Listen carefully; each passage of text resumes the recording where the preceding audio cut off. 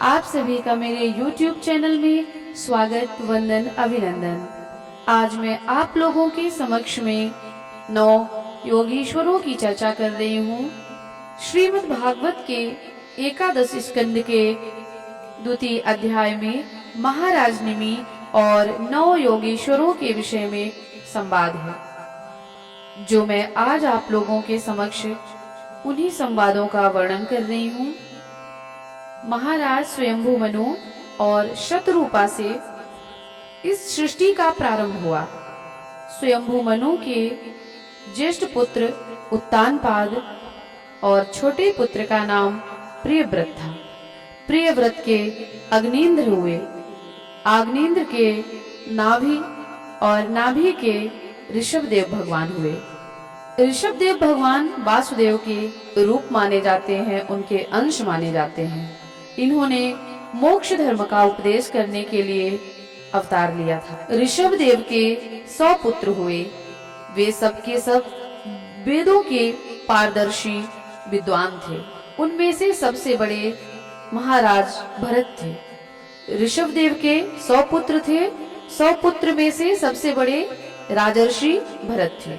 जो भरत थे वो भगवान नारायण के परम प्रेमी भक्त हुए और इन्हीं के नाम से भूमिखंड, जो पहले अजनाव वर्ष के रूप में जाना जाता था, बाद में भारतवर्ष कहलाया। भरत जी के नाम से ही भारतवर्ष पड़ा। राजर्षि भरत चक्रवर्ती सम्राट थे। इन्होंने सारी पृथ्वी का राज्य भोग किया और अंत में सब छोड़कर वन को चले गए।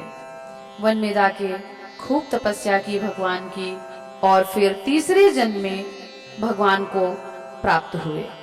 भगवान ऋषभदेव के शेष 99 पुत्रों में से 9 पुत्र भारतवर्ष के सब ओर स्थित 9 द्वीपों के अधिपति हुए।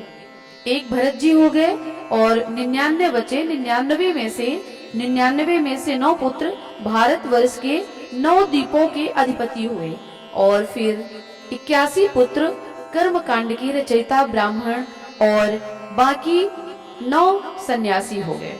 इस तरह से ऋषभदेव के 100 पुत्र हुए और जो 9 बचे थे, जो सन्यासी हुए हैं 9, उन्हें ही बाद में 9 योगीश्वरों के रूप में जाना गया। उन्हीं को 9 योगीश्वर कहा।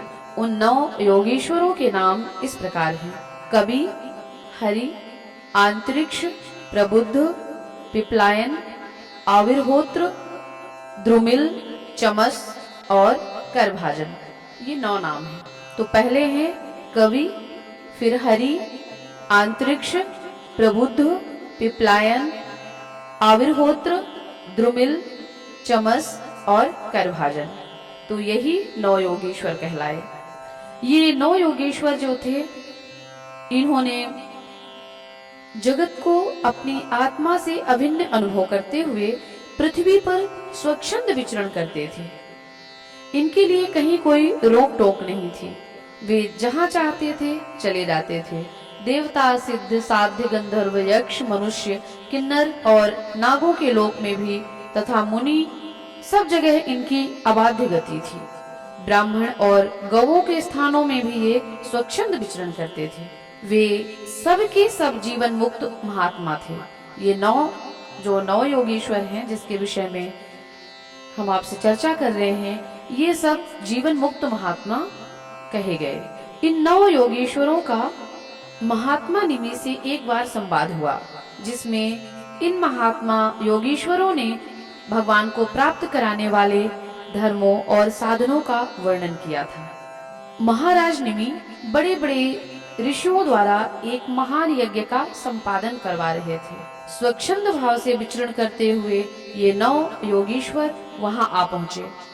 तब महाराज निमि ने इनका बहुत आदर सत्कार किया और इन्हें अधिकारी जानकर इनसे भगवत चर्चा की। महाराज निमि के पूछने पर योगीश्वरों में प्रथम योगीश्वर कवि ने उन्हें भगवान श्री कृष्ण को प्राप्त कराने वाले भागवत धर्मों का उपदेश दिया। तत्पश्चात राजा निमि के पूछने पर 9 योगीश्वरों में दूसरे योगीश्वर हरि जी ने भगवत भक्तों के धर्म और लक्षण और स्वभाव का वर्णन किया। इसके बाद पुनः राजा के पूछने पर तीसरे योगेश्वर अंतरिक्ष ने माया और उसके स्वरूप का वर्णन किया और चौथे योगेश्वर प्रबुद्ध जी ने माया को पार करने का उपाय बताया कि माया से हम कैसे पार कर सकते हैं। फिर पांचवें योगेश्वर पिपलायन जी ने नारायण नाम वाले परब्रह्म परमात्मा का वर्णन किया।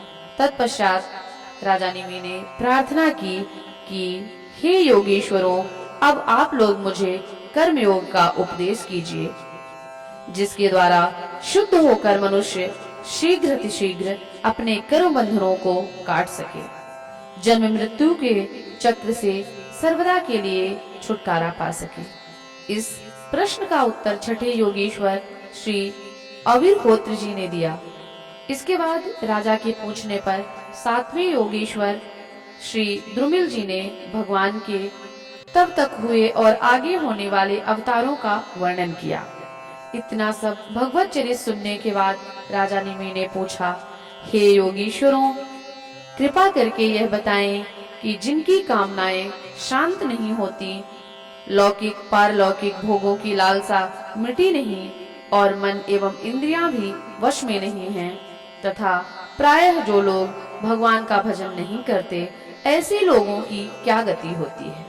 इसका उत्तर देते हुए आठवें योगेश्वर श्री चमस जी ने बताया, हे राजन, जो लोग अंतर्यामी भगवान श्री कृष्ण से विमुख हैं, उनकी ओर ना चलकर उनके उल्टे चलते हैं, वे अत्यंत परिश्रम करके गृह, पुत्र, मित्र, धन, संपत्ति इकट्ठी कर लेते हैं, परंतु उन्हें अंत में सब कुछ छोड़ना पड़ता है और ना चाहने पर भी वो विवश होकर घोर नरक में जाते हैं। अब राजा निमि ने पूछा, हे योगीश्वरों, भगवान किस समय, किस रंग और किस आकार को स्वीकार करते हैं और मनुष्य किन नामों और विधियों से उनकी उपासना करें। इसका उत्तर देते हुए नवे योगेश्वर श्री करभाजन जी ने कहा, हे राजन, सतयुग में भगवान के श्री विग्रह का रंग श्वेत होता है, उनकी 4 भुजाएं, सिर पर जटा होती हैं, वे वल्कल वस्त्र पहने हुए होते हैं, वे काले मृग का चर्म, यज्ञोपवीत रुद्राक्ष की माला, दंड और कमंडलू धारण करते हैं और सतयुग में लोग तपस्या द्वारा सबके प्रकाशक परमात्मा का ध्यान करते हैं। त्रेता युग में भगवान के श्री विग्रह का रंग लाल होता है, उनके 4 भुजाएं होती हैं और वे कटी भाग में 3 मेखला धारण करते हैं। भगवान के केश सुनहले होते हैं और इस युग में मनुष्य अपने धर्म से बड़ी निष्ठा रखने वाले और वेदों के अध्ययन अध्यापन में प्रवीण होते हैं। वे लोग ऋग्वेद, यजुर्वेद और सामवेद वेद त्रयी के द्वारा सर्वदेव स्वरूप देवाधिदेव भगवान श्री हरि की आराधना करते हैं। द्वापर युग में भगवान के श्री विग्रह का रंग सांवला होता है। वे पीतांबर तथा शंख, चक्र, गदा आदि अपने आयुध धारण करते हैं। वक्ष स्थल पर श्रीवत्स का चिन्ह होता है। भृगुलता, कौस्तुभ मणि आदि लक्षणों से वे पहचाने जाते हैं। कलयुग में भगवान काले रंग की कांति से अंगों और उपांगों, अस्त्रों एवं पार्षदों से युक्त श्री कृष्ण की श्रेष्ठ बुद्धि संपन्न पुरुष ऐसे यज्ञों के द्वारा आराधना करते हैं, जिनमें नाम, गुण, लीला आदि के कीर्तन की प्रधानता रहती है। और इस प्रकार राजा निमि और 9 योगेश्वरों का भगवत चर्चा संवाद चल रहा था। इस प्रकार राजा निमि तथा सबको भागवत धर्म का उपदेश देकर 9 योगेश्वर अंतर्ध्यान हो गए। तो यह तो कथा थी राजा निमि और 9 योगेश्वरों की। अगर आप लोगों को अच्छी लगी हो तो कृपा करके हमारे चैनल को लाइक करें, सब्सक्राइब करें और अपना सपोर्ट प्रदान करें। ओम हरि